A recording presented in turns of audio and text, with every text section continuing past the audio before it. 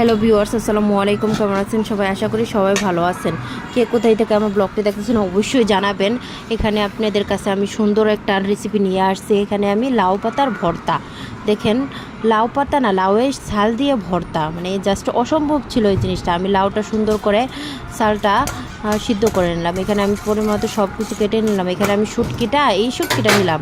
অনেকে অন্য শুটকি দিয়ে বানাতে পারবেন, সবচেয়ে সুন্দর ঘ্রাণ হবে, এখন ভালো হবে চিংড়ি শুটকি দিয়ে বানালে। এখানে আমি শুটকিটি গরম পানি আর লবণ দিয়ে সুন্দর করে ধুয়ে নিলাম।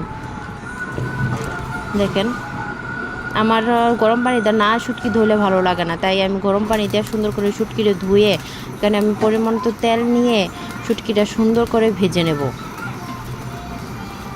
আমার শুটকিটা ভেজে নেওয়ার পরে আমি এখানে সবগুলো আস্তে আস্তে ভেজে নিয়ে সুন্দর করে ভর্তাটা তৈরি করে নেব। আপনাদের কাছে আমি চেষ্টা করছি তুলে ধরার জন্য, কিন্তু সম্ভব হয়নি সবগুলা। এখানে আমি রসুন, পেঁয়াজ, তারপরে শুটকি, তারপরে লাউটা, আবার আমি লাউ যে চালটা সিদ্ধ করছি, সিদ্ধ করার পরেও আমি তেল দিয়ে সুন্দর করে ভেজে নিয়েছি।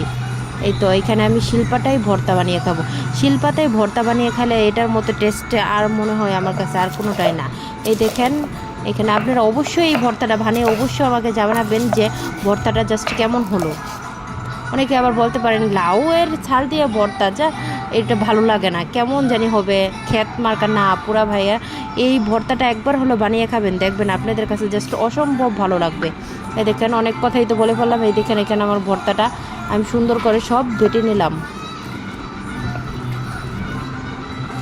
এই তো আমার ভাটা প্রায় শেষ হয়ে যাচ্ছে। অনেকে আছে যে একটু আস্তে আস্তে রাখে, না আমি আস্তে আস্তে রাখি না, জাস্ট মোটামুটি ফিনিশ করে আর কি ভর্তাটা আমি করছি। এখানে সব আস্তে আস্তে বেটে নেব।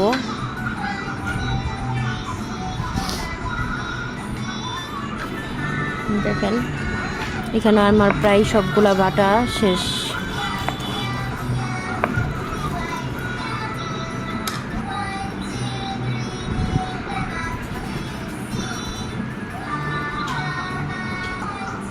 এই তো ভর্তাটা বানানো বাটা শেষ। এখানে আমি হাত দিয়ে সুন্দর করে ভর্তাটা বানিয়ে নেব। সবগুলো সুন্দর করে একসাথে মিক্স করে আমি পরিমাণ মতো এখানে লবণ দিয়ে নেব। দেওয়ার পরে আমি এখানে ধনিয়া পাতা অ্যাড করে নিলাম। ধনিয়া পাতা দিলে ভর্তার একটু অন্যরকম ঘ্রাণী হয়।